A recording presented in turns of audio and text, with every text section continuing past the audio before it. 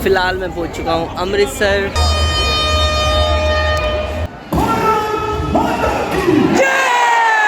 ये फेंसिंग देख रहे हैं, इस फेंसिंग से जस्ट उधर पाकिस्तान है, तो उधर के खेत जितने भी आप देख पा रहे हैं, ये देखिए सारे पाकिस्तान के खेत हैं। तो ये लंगर में हमें प्रसाद मिला है। स्वागत है आप सभी का एक बार फिर से नई वीडियो में। अगर आप भी अमृतसर आने के बाद में गोल्डन टेम्पल दर्शन करना चाहते हैं, साथ ही इंडिया पाकिस्तान बॉर्डर पर यानी कि अटारी बॉर्डर पर जाना चाहते हैं, वाघा बॉर्डर पर जाना चाहते हैं, रिट्रीट सेरेमनी देखने के लिए, आप जलियांवाला बाग घूमना चाहते हैं, साथ ही आप पार्टीशन म्यूजियम देखना चाहते हैं, तो ये वीडियो आपके लिए है। मैं आपको बिल्कुल सस्ते में अमृतसर घूमने का पूरा तरीका बताने वाला हूँ। आप मात्र 2000 रुपए में ही अमृतसर घूम पाएंगे, जिसमें आपका रहना खाना तक इंक्लूड होने वाला है। पूरी तरीके से आप अमृतसर को डिस्कवर कर पाएंगे। वीडियो में दी गई जानकारी अगर आपको पसंद आए तो जरूर चैनल को सब्सक्राइब करें, वीडियो को शेयर करें। बढ़ते हैं वीडियो में आगे। तो आप सभी का स्वागत है एक बार फिर से नई वीडियो में। मैं इस समय जा रहा हूँ अमृतसर दर्शन करने के लिए गोल्डन टेम्पल में, साथ ही मैं जा रहा हूँ वाघा बॉर्डर। तो आपको पूरी वीडियो दिखाऊंगा, बताऊंगा कि कैसे अमृतसर घूमना है, कौन सी जगहें हैं जो अमृतसर में आप घूम सकते हैं। वीडियो पसंद है तो चैनल को सब्सक्राइब करें, वीडियो को शेयर करें सभी के साथ। तो बढ़ते हैं वीडियो में आगे, शुरू करते हैं। दिल्ली से अमृतसर जाना चाहते हैं तो आपको ट्रेन के माध्यम से जाना चाहिए, क्योंकि ये सफर न सिर्फ आरामदायक है, बहुत ही ज्यादा सस्ता है। 205 रुपए का टिकट लेकर मैं दिल्ली से अमृतसर के लिए जा रहा हूँ। मेरी ट्रेन होने वाली है दिल्ली पठानकोट एक्सप्रेस, जिसका नंबर है 22429। 8:20 पर सुबह ये पुरानी दिल्ली से चलती है और लगभग 2 बजे के आसपास मुझे अमृतसर उतार देती है। आपको बता देना चाहता हूँ, ट्रेन के अंदर बहुत ही अच्छी फैसिलिटीज मिलती है। 205 रुपए का टिकट जरूर है, आप ट्रेन में अंदर देखकर नहीं बता सकते हैं कि ये ट्रेन बहुत ही सस्ती दरों पर आप लोगों को लेकर जाने वाली है अमृतसर। यहाँ पर अच्छी खासी बैठने की फैसिलिटी मिल जाती है, साथ ही यहाँ पर आपको आर्मरेस्ट मिल जाता है। अगर आप खाना खाना चाहते हैं तो टेबल मिल जाती है। इससे बढ़िया और क्या चाहिए। 205 रुपए में अच्छा खासा लेग स्पेस भी आपको मिल जाता है, और कहीं ना कहीं ये ट्रेन का सफर आरामदायक है बस से ज्यादा। वहीं ट्रेन के अंदर आपको समय समय पर खाने पीने की चीजें भी मिलती रहती हैं। तो फाइनली मैं पहुंच चुका हूँ अमृतसर। अमृतसर अगर आप आना चाहते हैं तो बस या फ्लाइट के माध्यम से भी आ सकते हैं, जो कि डायरेक्ट ही आपको अमृतसर लेकर आते हैं। अमृतसर पहुंचने के बाद में रेलवे स्टेशन से आपको गोल्डन टेम्पल की ओर जाना होता है, जहां पर आपको बहुत सारे होटल की सुविधा मिल जाती है। तो फिलहाल मैं पहुंच चुका हूं अमृतसर, और जो मेरी ट्रेन थी वो ये थी, और ये अभी फ़िलहाल जाएगी पठानकोट। तो हम उतर चुके हैं अमृतसर, लगभग आधा घंटा लेट थी। तो अब यहाँ से उतरने के बाद अब मुझे जाना है गुरुद्वारे, जो कि यहाँ से लगभग 3.5-4 किलोमीटर दूरी है, ज़्यादा नहीं है। तो चलते हैं गुरुद्वारे की तरफ। अमृतसर रेलवे स्टेशन से जैसे ही आप थोड़ा बाहर आते हैं, यहाँ से आपको ऑटो रिक्शा की सुविधा मिल जाती है, जिसके माध्यम से आप गोल्डन टेम्पल के पास में पहुँच सकते हैं। यहाँ से गोल्डन टेम्पल की दूरी मात्र 3.5 से 4 किलोमीटर ही रह जाती है। अगर आप शेयरिंग बेसिस पर जाते हैं तो ऑटो वाला आपसे 30 रुपए तक किराया ले सकता है। वहीं अगर आप पूरा ही एक ऑटो करते हैं तो उसका किराया आपको 150 से 200 रुपए तक देना पड़ सकता है। पूरे ही रास्ते में आपको जगह जगह भंडारे या फिर लंगर देखने के लिए मिल सकते हैं, क्योंकि अमृतसर दिल वालों का शहर है और यहाँ पर लोगों को अच्छे से खिलाया पिलाया जाता है। यहाँ की रौनक अलग ही देखने को मिलती है। जगह जगह आपको खाने पीने के स्टॉल देखने के लिए मिल जाते हैं, साफ सुथरी सड़कें देखने के लिए मिल जाती है। अमृतसर रेलवे स्टेशन से जैसे आप गुरुद्वारे के पास पहुँचते हैं तो यहाँ पर आपको बहुत सारी होटल की सुविधा मिल जाती है। कोशिश करें कि जितना गुरुद्वारे के पास आप होटल लेते हैं उतना आपको फायदा होगा। यहाँ पर होटल आपको 700 रुपए से लेकर 1200 या 1500 रुपए तक भी देखने के लिए मिल सकता है। किसी समय तो आपको होटल 500 या 700 रुपए के बीच में ही मिल जाता है। तो आपको यहाँ पर बहुत महंगे होटल लेने की आवश्यकता नहीं है। गुरुद्वारे के पास अगर आप होटल लेते हैं तो यहाँ पर आपको सबसे बड़ा फायदा मिलता है कि आप सभी जगह अच्छे से एक्सप्लोर कर पाएंगे। अब मैं यहाँ से निकल जाता हूँ गुरुद्वारे के लिए, जो कि मेरे होटल से मात्र 500 मीटर दूर ही है। गोल्डन टेम्पल अगर आप आते हैं तो यहाँ पर आपको 4 या 5 बजे तक शाम के आ जाना चाहिए। उसकी बड़ी वजह ये है क्योंकि आप दिन के भी दर्शन अच्छे से कर पाएंगे, और शाम की जो रौनक आपको देखने के लिए मिलती है गुरुद्वारे में वो भी आप देख पाएंगे। उस समय शाम को आपको आरती भी देखने के लिए मिल सकती है। इसलिए मेरा मानना है कि आपको शाम को 4 या 5 बजे तक यहाँ पर आ जाना चाहिए। यहाँ पर आपको निःशुल्क जूता घर की सुविधा मिल जाती है। आप यहाँ पर अपने जूते जमा करके टोकन ले सकते हैं और आगे गुरुद्वारे में दर्शन करने के लिए बढ़ सकते हैं। ये सुविधा पूरी तरीके से निःशुल्क है। गुरुद्वारे में जाने के लिए आप सर ढककर ही जाएं। यहाँ पर आपको निःशुल्क पटके की सुविधा भी मिल जाती है। ये पटका आप अपने सर पर बांध सकते हैं, या फिर चाहें तो अपना रुमाल भी सर पर बांध सकते हैं और गुरुद्वारे में दर्शन करने के लिए जा सकते हैं। गुरुद्वारे में जैसे जैसे आप आगे बढ़ते हैं आपको अनेकों सुविधाएं मिलती हैं। आपको गुरुद्वारे में जाने के लिए पहले अपने पैरों को स्पर्श कराना होगा, साफ करना होगा, उसके बाद ही आप गुरुद्वारे में आगे बढ़ पाएंगे। जैसे जैसे आप आगे बढ़ते हैं यहाँ की रौनक अद्भुत ही आपको आभास कराती है। गुरुद्वारे में अंदर जाने के बाद में मानो एक अलग ही दुनिया आपको देखने के लिए मिलती है। 24 घंटे 7 दिन गुरुद्वारा भक्तों के लिए खुलता है। लाखों करोड़ श्रद्धालु यहाँ पर देश विदेश से दर्शन करने के लिए आते हैं।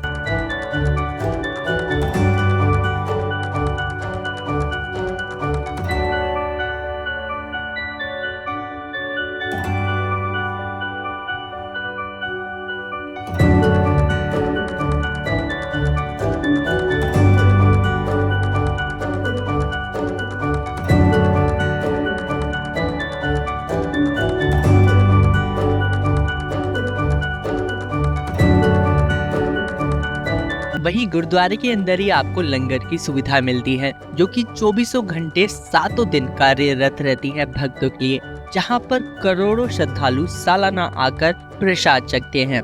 ये सुविधा पूरी तरीके से निःशुल्क है और आप जब भी यहाँ पर आते हैं आपको भक्तों की लाइनें ही देखने के लिए मिलती हैं।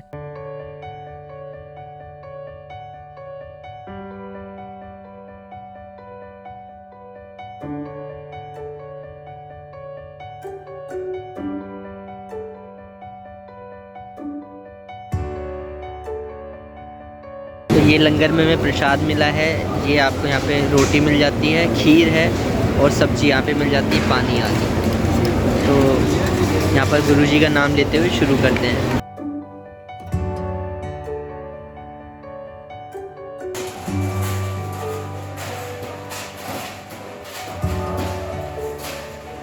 अमृतसर गुरुद्वारे के अंदर जब भी आप आते हैं यहाँ पर दर्शन करने के लिए आपको लंबी लंबी कतारें देखने के लिए मिलती है।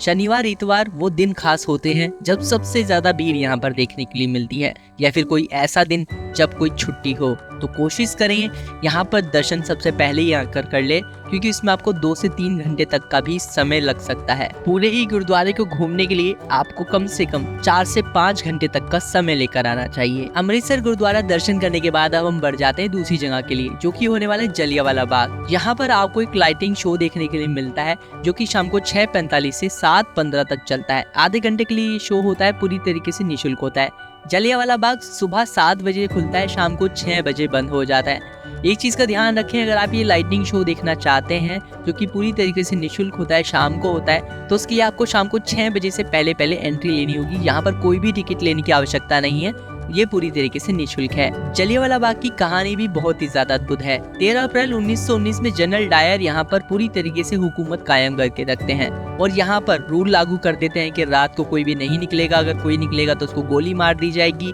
अमृतसर अगर कोई छोड़ के जाता है, शहर कोई छोड़ के जाता है तो उसको परमिशन लेनी होगी। बहुत तरह के ये रूल, जिसकी वजह से लोग परेशान हो जाते हैं। यहाँ पर लगभग 20,000 लोग इकट्ठा होते हैं जलियांवाला बाग में। सभी लोग सभा कर रहे होते हैं कि कैसे जनरल डायर से छुटकारा पाया जाए। ये बात जैसे ही डायर को पता लगती है तो वो सभी लोगों के ऊपर गोलियां चलवा देते हैं। लगभग 2000 गोलियों का राउंड फायर होता है, जिसके निशान आज भी आप सामने देख पा रहे हैं। और यहाँ पर बहुत सारे लोगों के साथ क्रूरता बरती जाती है, जिसके बाद बहुत सारे लोग जलियांवाला बाग के अंदर एक कुआं बना होता है, उसके अंदर कूदकर जान दे देते हैं, जो कुआं आप सामने देख पा रहे हैं।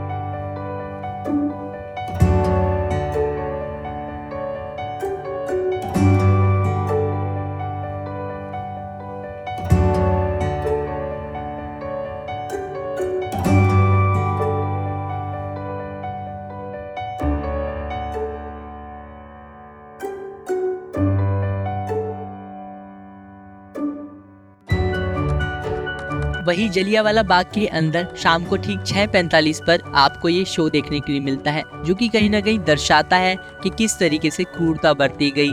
6:45 के इस शो का टिकट भी पूरी तरीके से निःशुल्क है।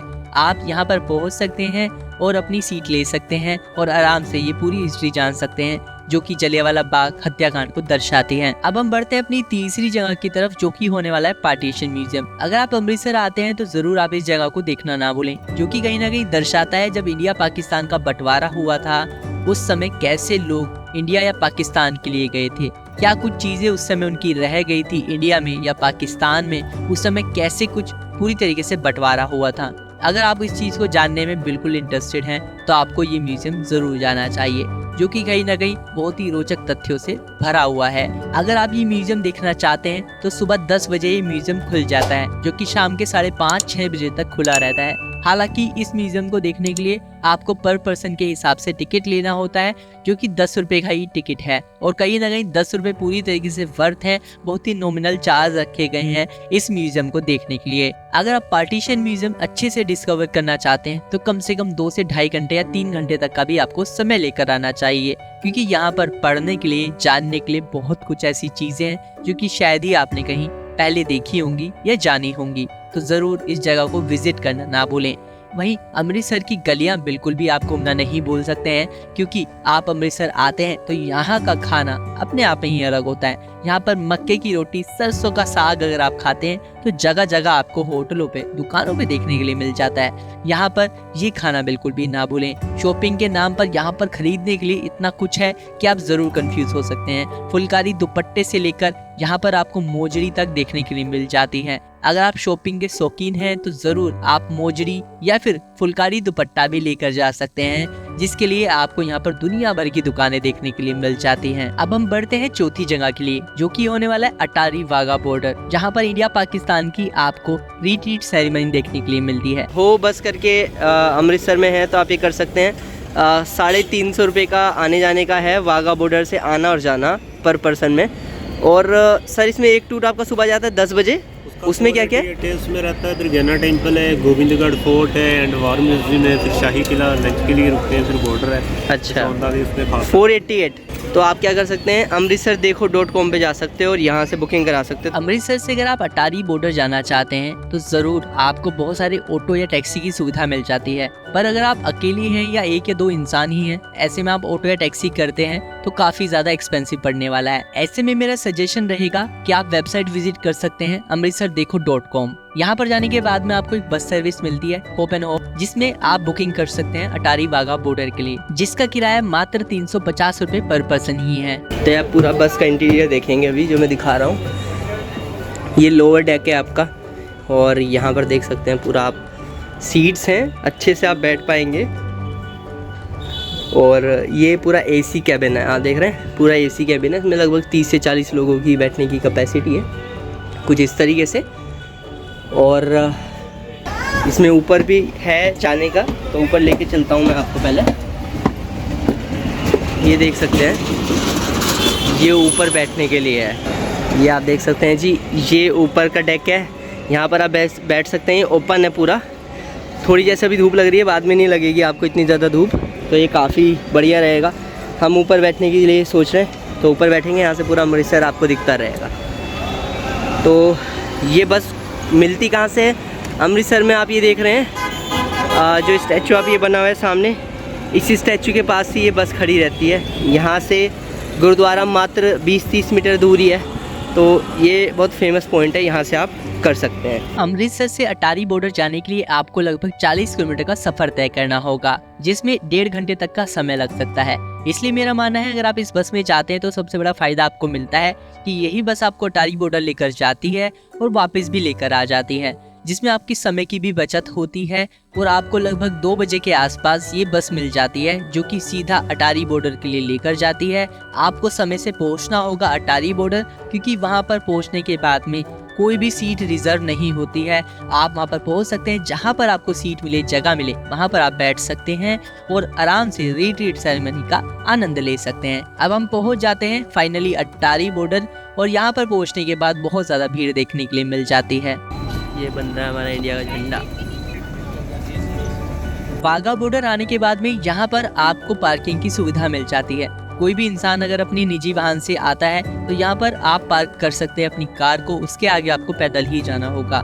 एंट्री अगर आप अंदर करते हैं तो उसमें कुछ चीज़ों के लिए रिस्ट्रिक्शन है। अगर आप कुछ ऐसी रिस्ट्रिक्टेड चीज़ लेकर आ गए हैं तो यहाँ पर बैगेज काउंटर भी है, यहाँ पर आप अपना बैग जमा करा सकते हैं। उसके लिए आपको 100 रुपये तक देने पड़ सकते हैं, और यहाँ पर आप जो रिस्ट्रिक्टेड चीज़ें हैं उन्हें जमा करा सकते हैं। वो आराम से लॉकर में रखकर आप फिर रिट्रीट सेरेमनी देख सकते हैं। यहाँ पर पावर बैंक वगैरह बिल्कुल भी अलाउड नहीं है। कैमरा के एक्सटर्नल लेंस तक भी अलाउड नहीं है। कैमरा के लिए भी बस एक ही लेंस यहाँ पर अलाउड होगा।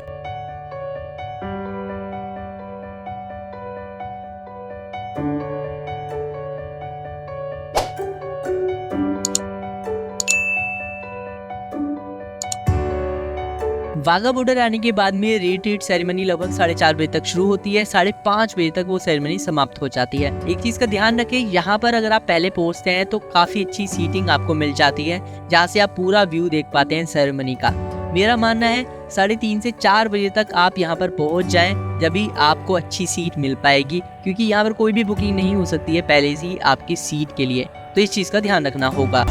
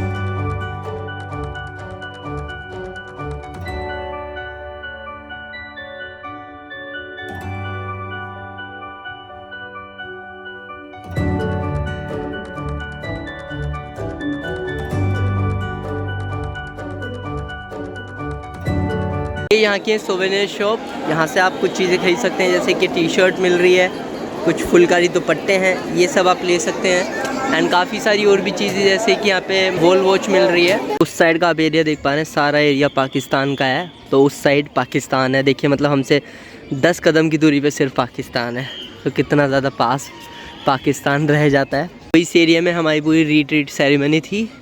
उधर सूरज ढलने लग रहा है, उस साइड जस्ट पाकिस्तान है। मतलब ये फेंसिंग देख रहे हैं, इस फेंसिंग से जस्ट उधर पाकिस्तान है। तो उधर के खेत जितने भी आप देख पा रहे हैं, ये देखिए गौर, उधर के आप खेत देखेंगे तो सारे पाकिस्तान के खेत हैं।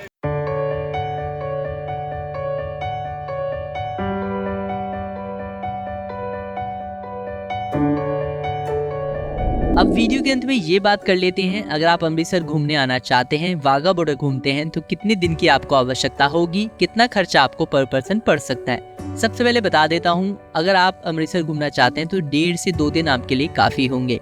अगर आपको कोई ऐसी ट्रेन मिल जाती है जो कि सुबह चलकर दोपहर तक अमृतसर पहुँचा देती है, ऐसे में आप 1.5 दिन में ही अपना ये पूरा सफ़र कर सकते हैं और पूरा अच्छे से अमृतसर घूम सकते हैं। क्योंकि पहले दिन जैसे ही आप अमृतसर दोपहर में पहुंचते हैं तो आपको घूम लेना चाहिए जलियांवाला बाग। जलियांवाला बाग में आप शो भी देखते हैं तो 6:30-7 बजे तक आप बहुत अच्छे से फ्री हो जाएंगे। उसके बाद उसी दिन आप गुरुद्वारा भी डिस्कवर कर सकते हैं, गुरुद्वारा दर्शन कर सकते हैं। अगले दिन आप पार्टीशन म्यूजियम भी कवर कर सकते हैं और उसी दिन दोपहर में आप वाघा बॉर्डर कवर करके वापस शाम को 6-7 बजे तक आ सकते हैं और रात की आप वापसी की कोई ट्रेन पकड़ सकते हैं। तो ये तो आपका पूरा सिनेरियो हो जाएगा अगर आप अमृतसर अच्छे से घूमना चाहते हैं। अब हम ये बात कर लेते हैं कितना खर्चा आने वाला है। ट्रेन जो कि मैंने ली थी उसमें पर पर्सन का किराया 205 रुपये ही था, तो आने जाने का भी अगर किराया मान लें तो लगभग 450 से 500 रुपये तक का आपका टिकट पड़ने वाला है आपको ट्रेन का।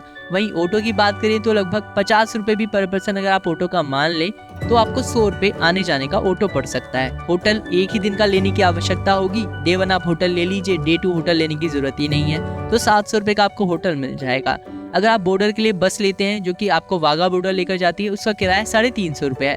कुछ इस तरीके से अगर आप कैलकुलेट करें तो आपको पर पर्सन के हिसाब से 1600-1700 रुपये ही देने पड़ेंगे। ऐसे में आप बहुत ही अच्छे से 1600-1700 या 2000 रुपये में मान लीजिए अमृतसर घूम सकते हैं। अगर आप इसमें खाना भी इंक्लूड करें तो आपको एक टाइम का खाना 150 से 200 रुपये में पर पर्सन के हिसाब से मिल जाएगा, तो बहुत ही आराम से आप 2000 रुपये तक में अमृतसर घूम सकते हैं। उम्मीद करता हूँ कि आप सभी को मेरे द्वारा दी गई जानकारी पसंद आई होगी। वीडियो में दी गई जानकारी पसंद आई है तो चैनल को सब्सक्राइब करें, वीडियो को शेयर करें। मिलते हैं अगली वीडियो में, तब तक के लिए शुक्रिया।